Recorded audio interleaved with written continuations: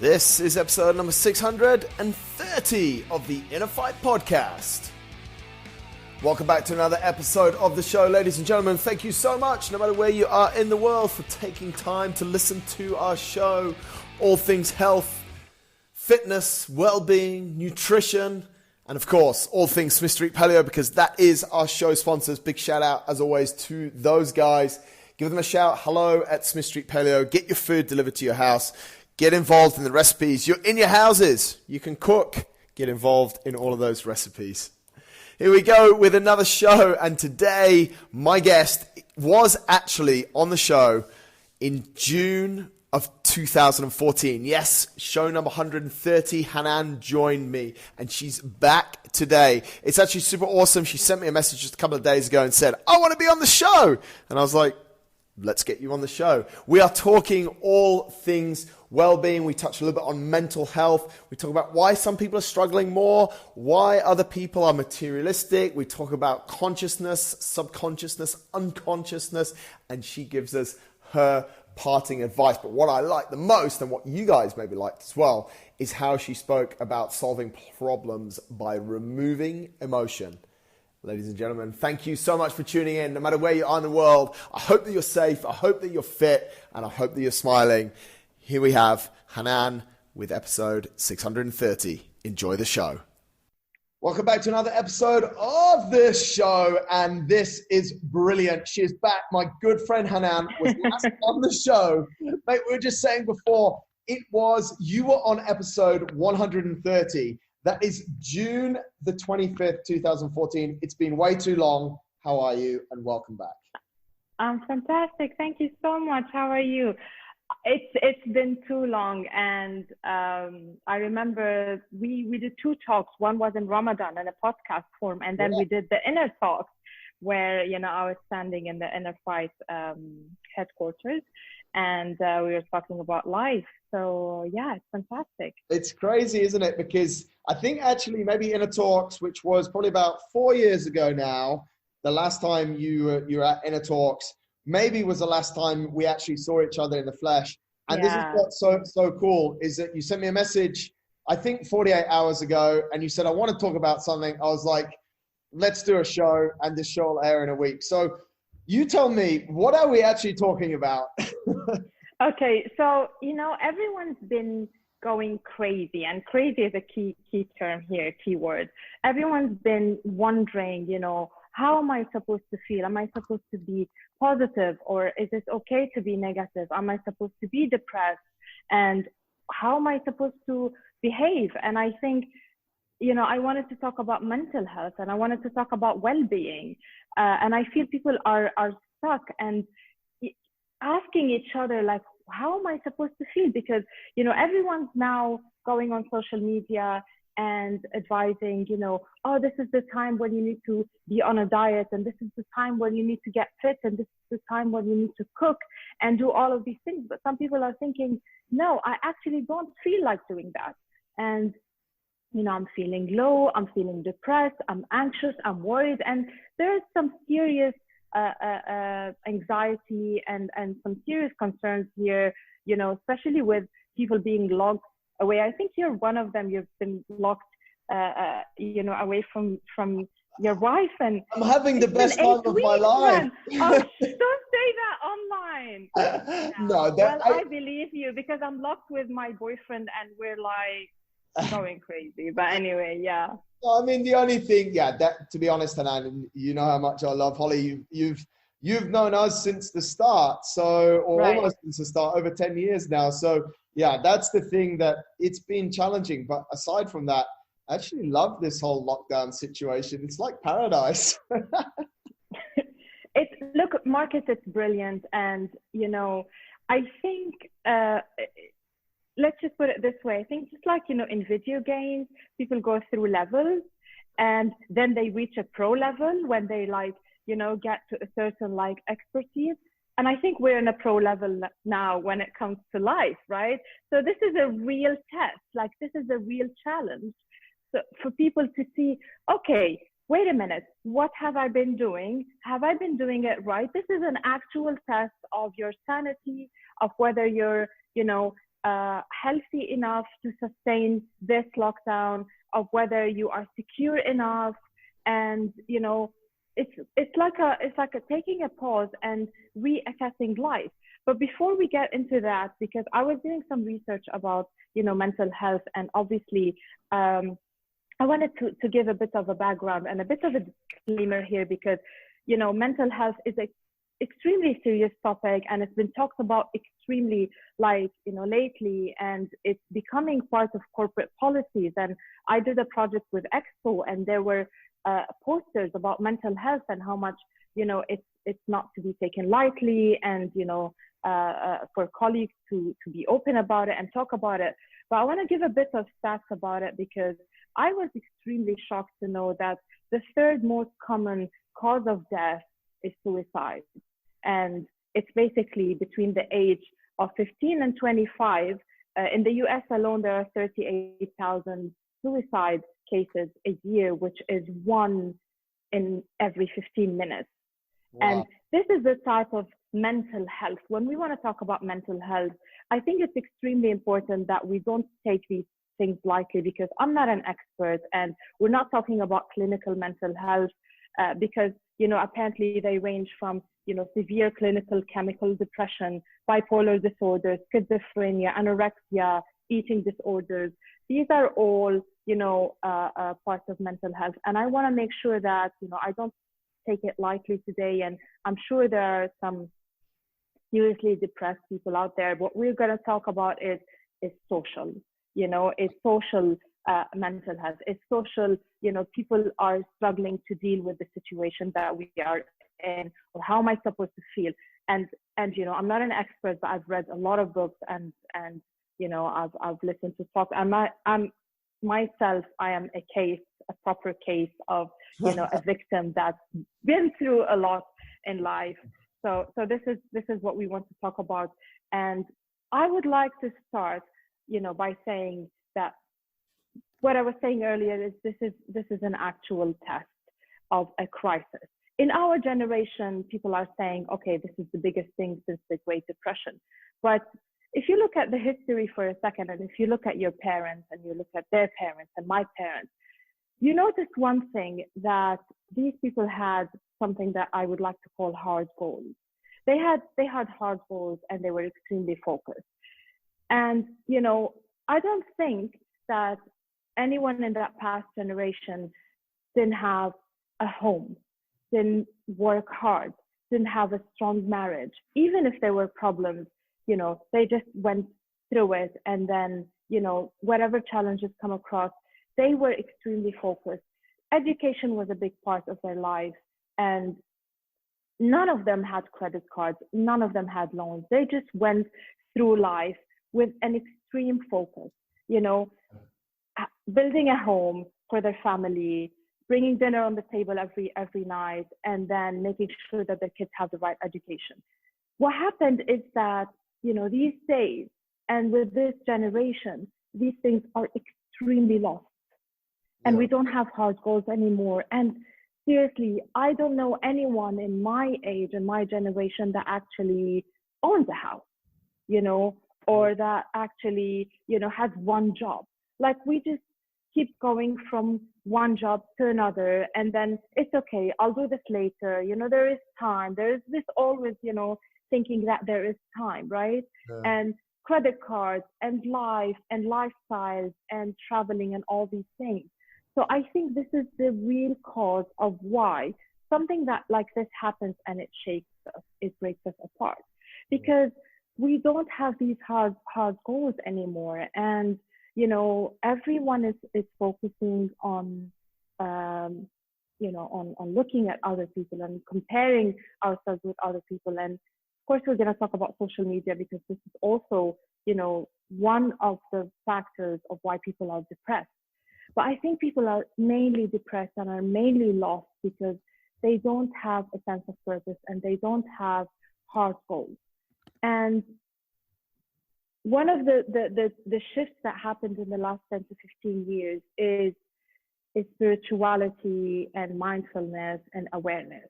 And while these things are important, I think that people are mistaking them for a way of life, you know.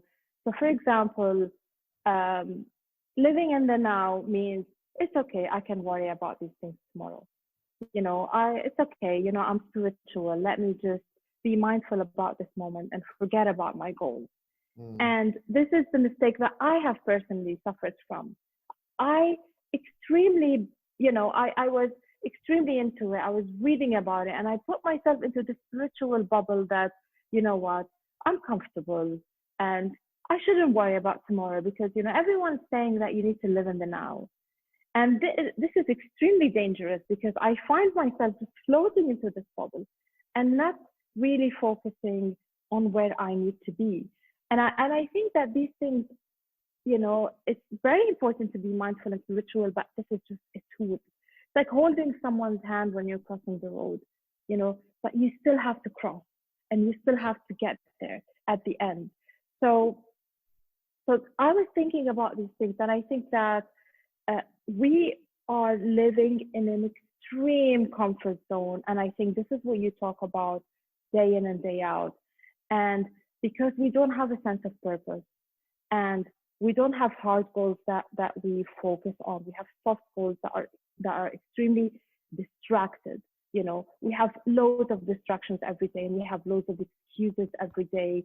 And, you know, we have lots of options that we just, you know, keep changing jobs and changing partners and just, you know, changing the way we look. And I think these are extreme distractions. So whenever something like this happens, like a crisis, and a crisis could be, you know, whether it's COVID, lockdown, or you've lost your job, or you've lost your partner, or you lost a family member, we collapse because we have nothing to sustain us. We don't have anything strong in our life. And this is why I think mainly we are always lost, and being lost leads to depression and mental illness and all these things. So yeah, that's some super interesting points, and I want to kick in there and talk a little bit about distractions. You mentioned distractions a few times there, Hanan. What do you mean by distractions? Like how are we distracted? look, I think we use distractions.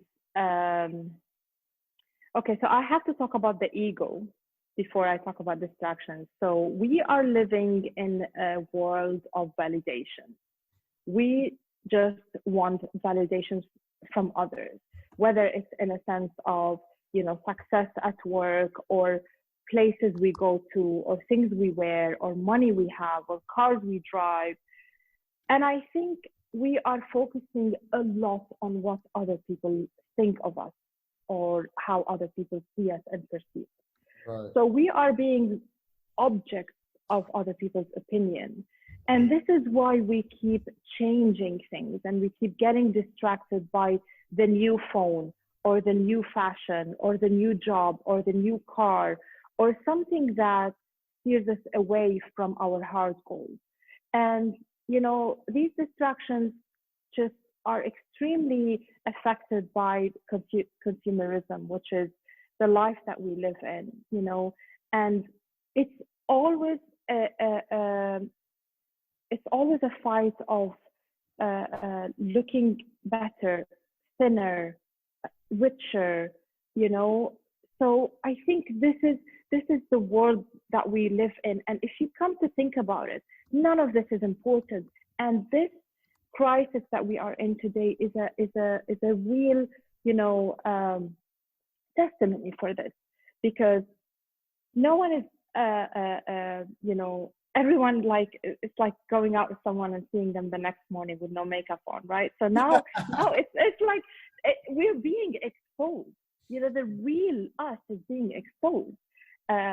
We're not able to go and socialize anymore, so we're sitting among, you know, four walls, and you need to be interesting, and you just realize I'm not as interesting as I thought I was, you know, because, you know, I had friends and I had, you know, a job, and we used to go out to dinner, and there's music, and what are we gonna wear, what are we gonna eat. And that's what I mean by distractions. It's just things that cover us up. things, you know, and the car and life in general. And these things are just, you know, filters. It's like an Instagram filter. And then these filters are taken now. So this is you. This is who you really are right now. Who are you as a person? Are you, because you put yourself in a certain context, you know, whether it's your friends or, you know, your fashion or your job or your success or how much money you make. And now you're stripped naked and you're sitting there and thinking, who am I? I'm not as interesting as I thought I was. I'm not as healthy as I thought I was.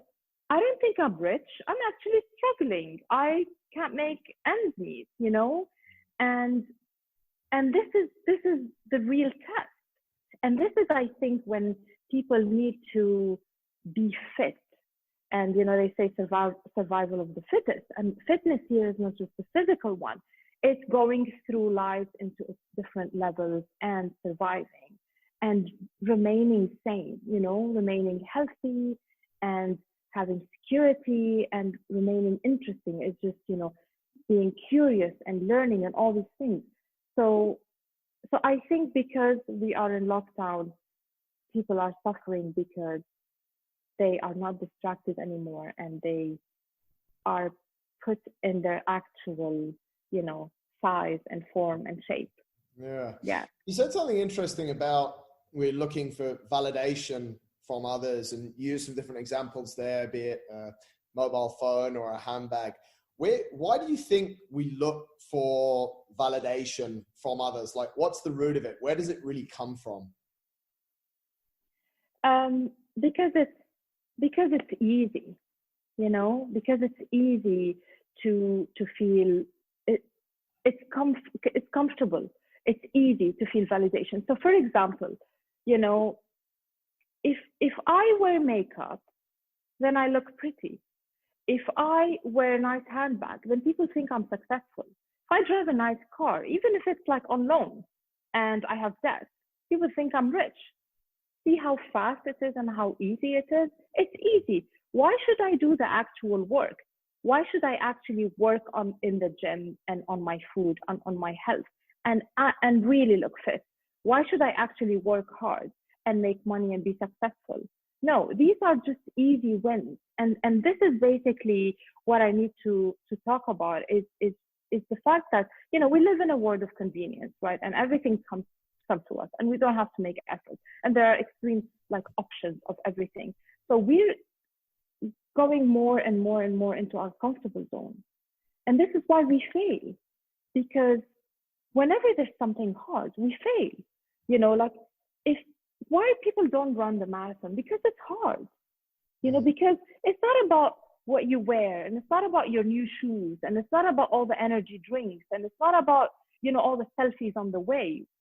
It's about really running the marathon and getting uncomfortable and going through it. And it's something that no one can give you. It's something that's inside you, something that you have to work hard for.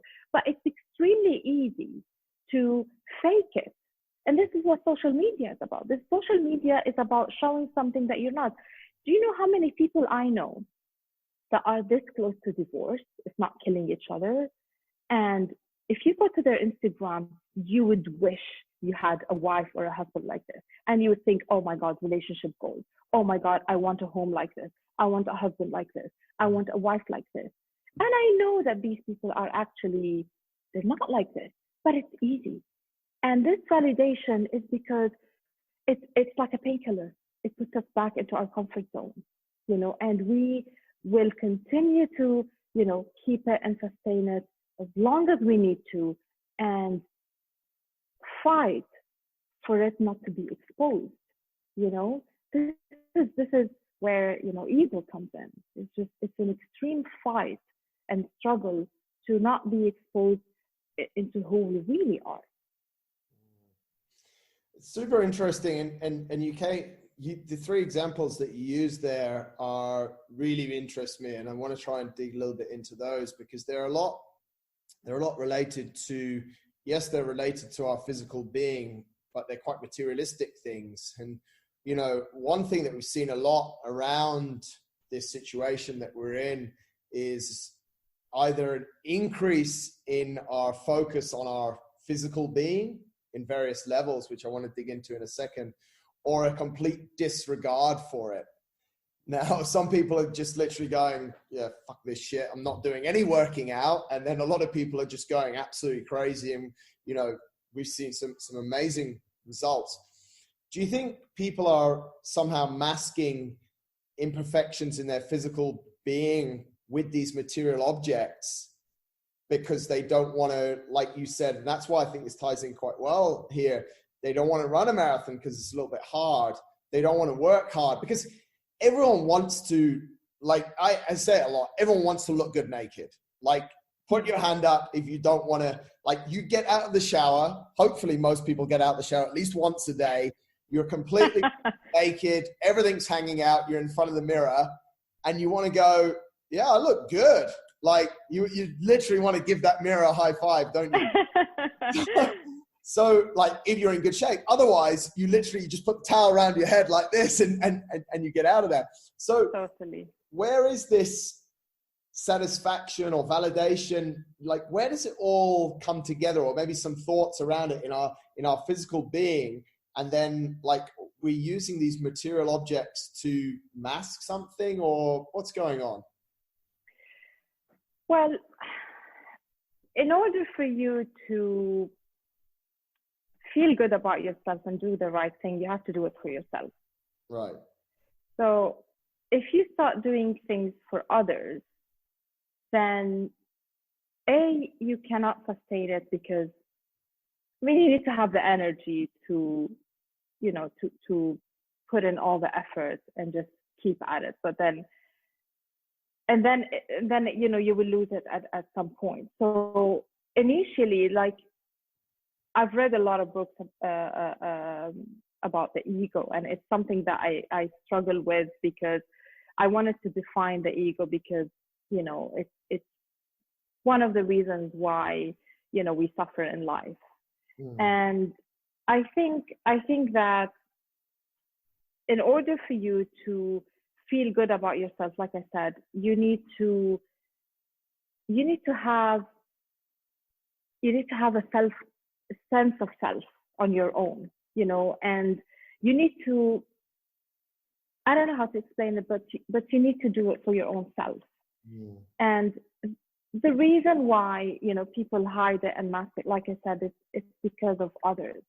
But once you get into that sense of self and that self-satisfaction, I think you will reach places where, because you can never satisfy everyone, right?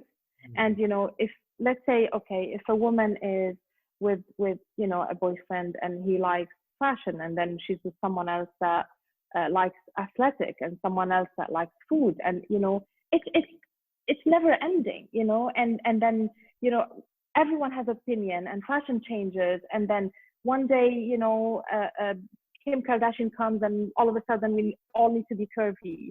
It's a non-ending struggle, you know. So I think this is where you need to dig deep and find who you are and what makes you happy and what's your natural self versus your adaptive self. And only when you are in that place that you actually look. Not everyone necessarily is attracted to six-pack, right? So we need to understand different opinions around it, right?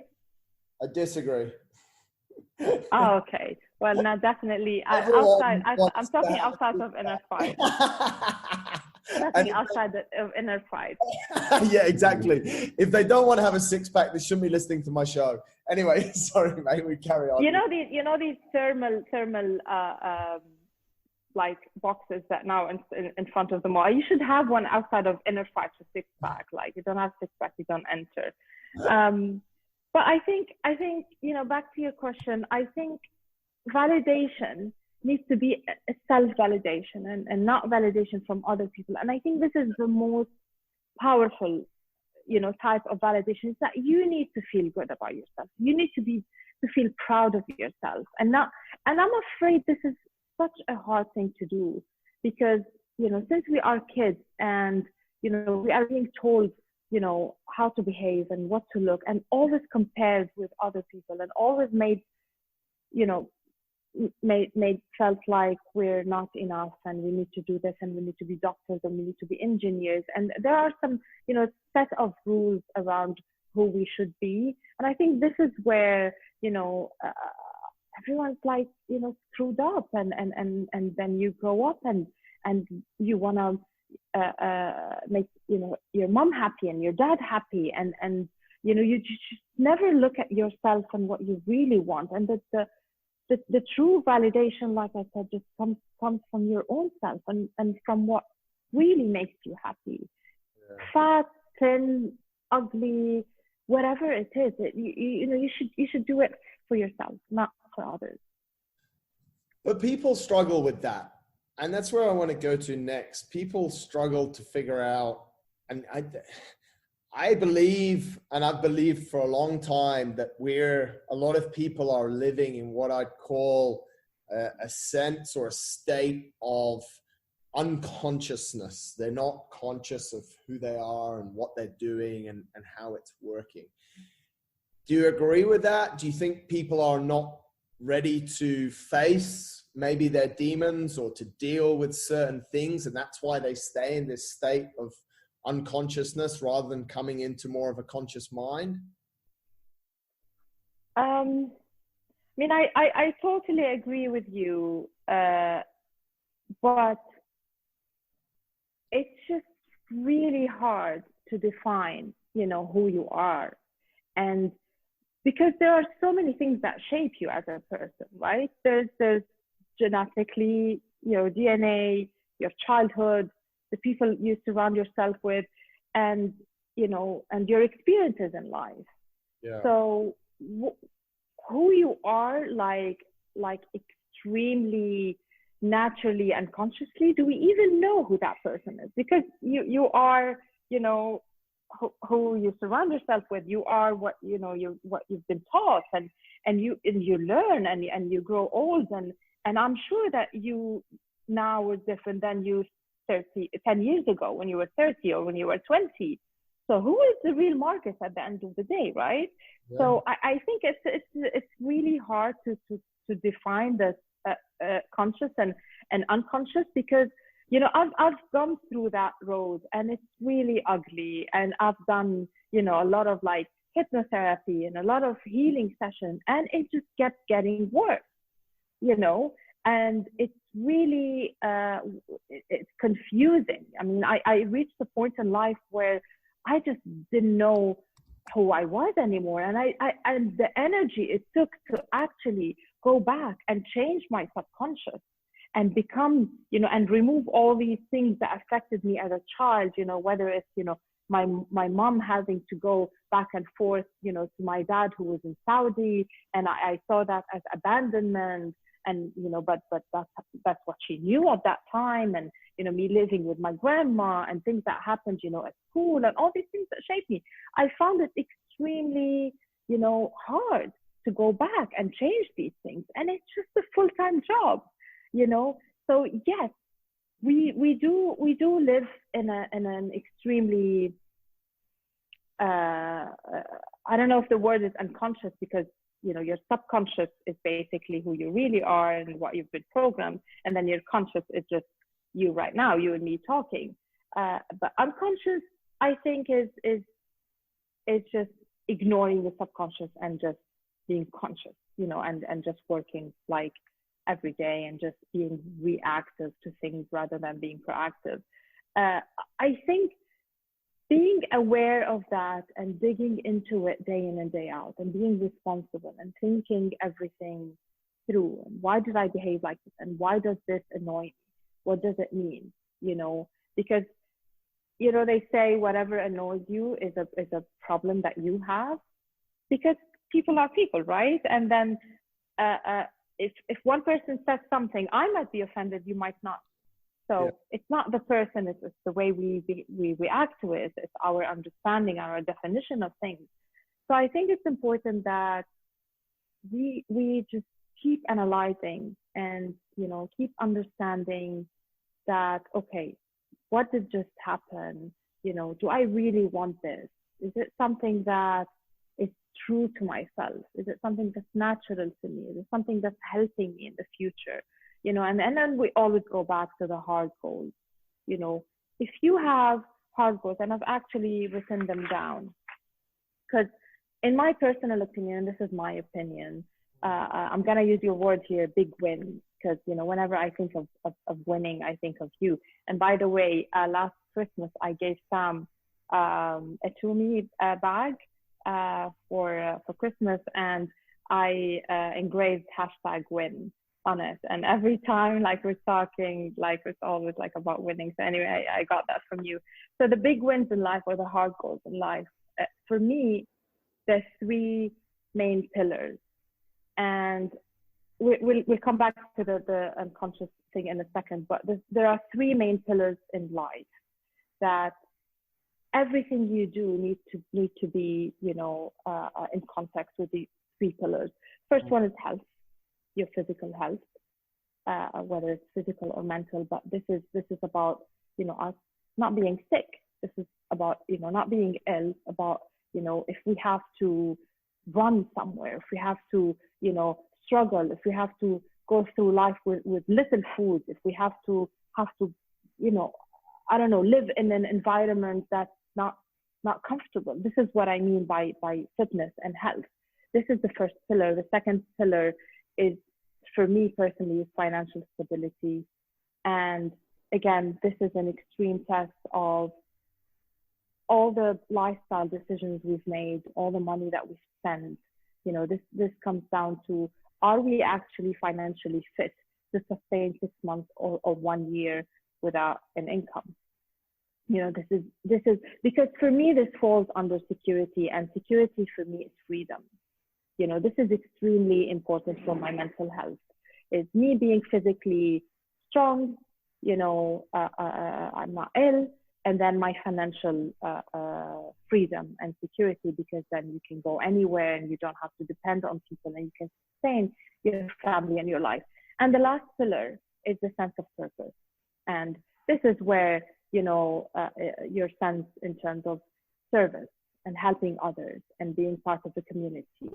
So if you, these are the three main pillars in my life. And I think these are the things that you can control, because when you look at these things and you can control them and you make them your priority in life, then nothing can get to you. Nothing. Because remember, anxiety is always worrying about things that you cannot control.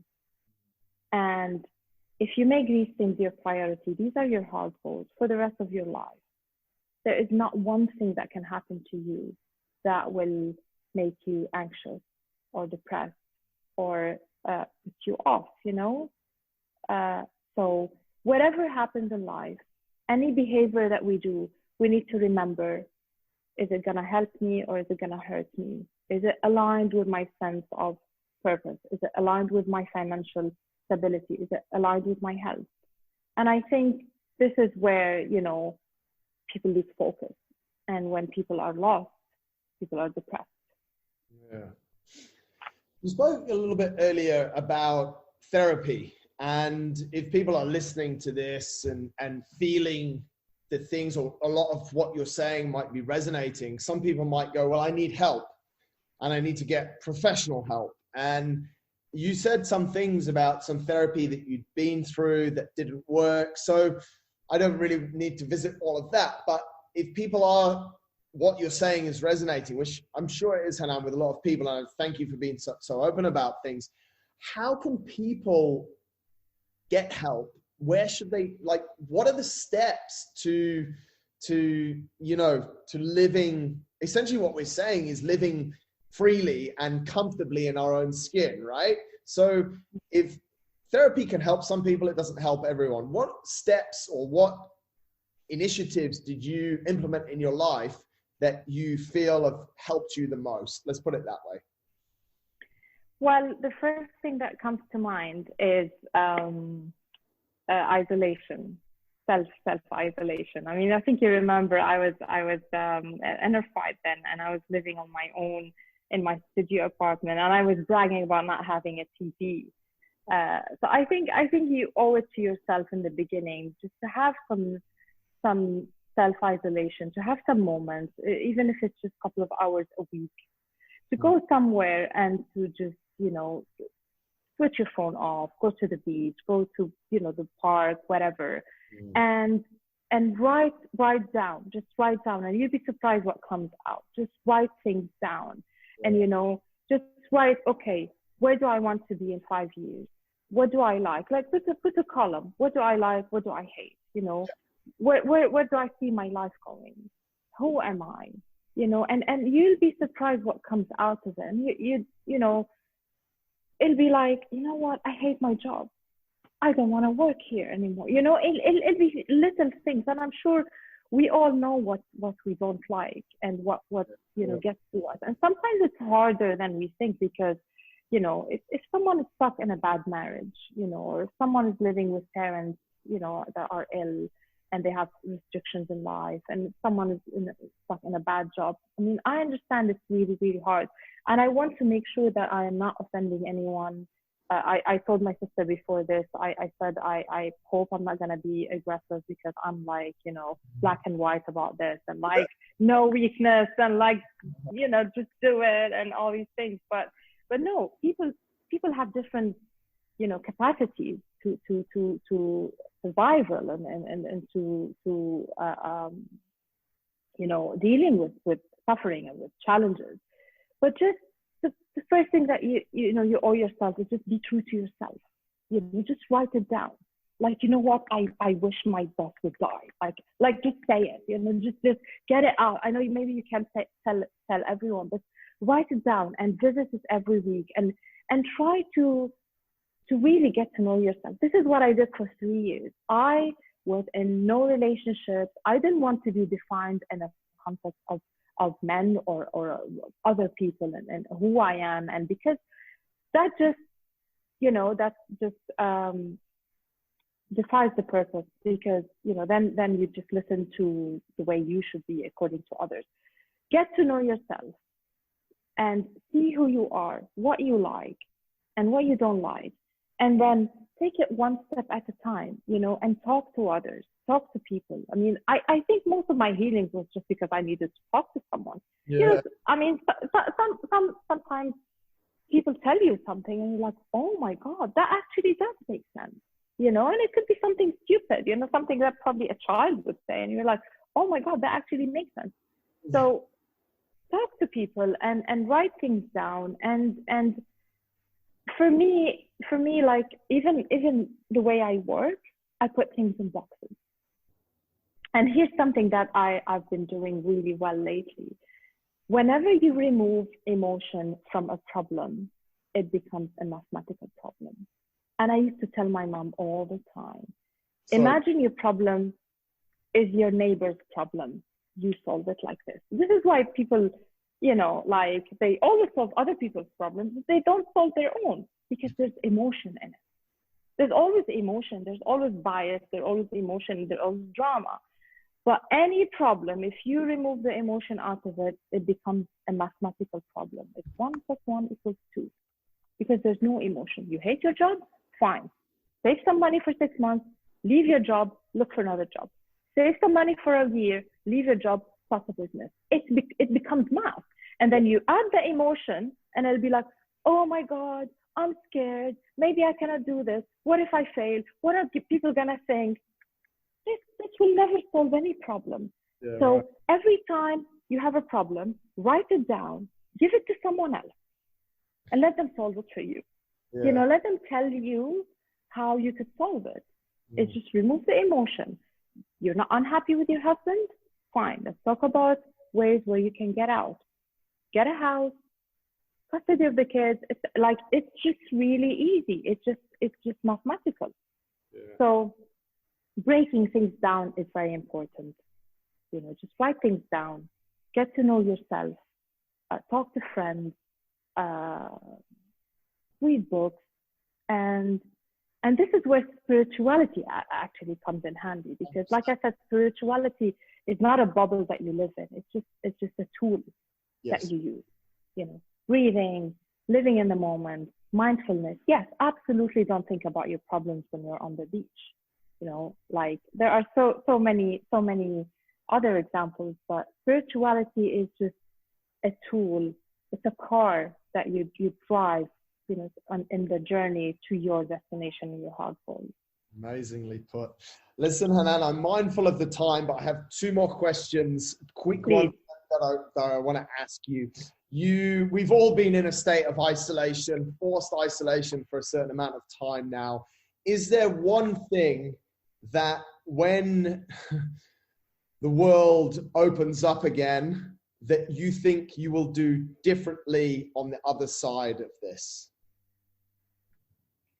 Wow. Is there one thing that has just clicked and you just, it could be something as simple as, I will, you know, whatever. It could be something very straightforward. I'll tell you, I mean, the reason why I hesitated, because it's actually really simple. It's not like save the world or like, you know, I find it interesting that in the time of social distancing, we've actually connected socially more than before. I feel there's more human interaction now than before, maybe because we have time and maybe because we are forced to, but I find it like extremely valuable to me personally that I'm you know, Zooming with my mom. Like my mom is in Lebanon. I could have Zoomed her anytime, you know, crisis or no crisis.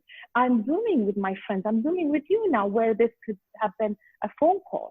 And I find phone calls extremely 2D right now. And I need to see the person. I need to connect with them.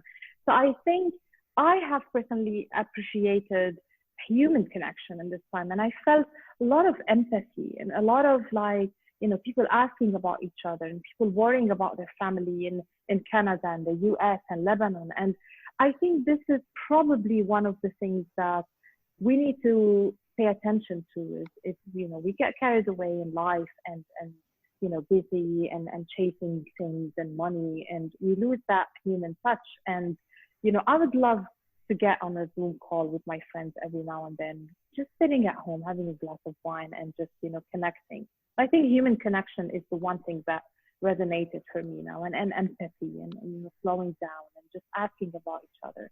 Yeah, I like it. I like it a lot. And the final question is, you're allowed to change one thing in the world, in your own life. You have to change one thing. What would you change right now? Shut social media down. Ah! Yeah. I'm sorry, Marcus. I'm sorry. We need to do those physical inner talks from now on. No, I mean, yes, there's a lot of, you know, they say if you don't want to worry about COVID, close your WhatsApp, you know, app, or not listen to news. So I think there have been extreme, you know, unfortunate side effects from social media, and I'm an old school, and I would like things to slow down, and I would like things to, you know, go back to the way they were. But I've read really horror stories about, you know, virtual, you know, bullying and social bullying, online bullying, and that, and I think it's really sad, and it's getting worse. You know, first there's Snapchat, and then Instagram, and then there's TikTok, and I don't know what else will come in the future. And this is just really, you know, hard for the new generation, and it's just not stop. And a lot going. You know, that's a lot going on. I mean, technology is good, and yes, it's probably helping businesses. It's probably efficiency, but the way it's been used is just really sad. And I mean, under the topic of mental health, I think it has really side effects. So yeah, I'll say close down. Well, we have to finish obviously on a positive note. The final question I have is, what are you most excited for in life right now? Except talking to you. I know this makes you very happy. Absolutely. I'm on such a high right now. Well, I was telling you offline, I'm starting a new business, and I am really excited about it. It's an e-commerce business. It's to do with, F&B. So I am really excited because it has every element that I love. It has the food, that, as I said, it's going to be flown in from Syria and Palestine, and we're giving back to the community, and we're paying back. And then it's e-commerce, and it's marketing, and it's everything that I love basically in life. So that's the one thing I'm excited about. I'm super excited to see that come to fruition. Thank you. And I'm super, super thankful for you for sharing the last hour of your time. Thank you so much, Marcus. That's why I always loved speaking to you, because you always give us things to think about. I hope so. I'm sort of making notes as we're going through here, and I'm sure everyone that's listening is doing the same. And there's bits that I need to go back to and think more and think about actually what I think about that. So thank you for providing us. Thank you for having me, Marcus. Always good to see you, and good luck with your new place. I can't wait to visit. Thank you.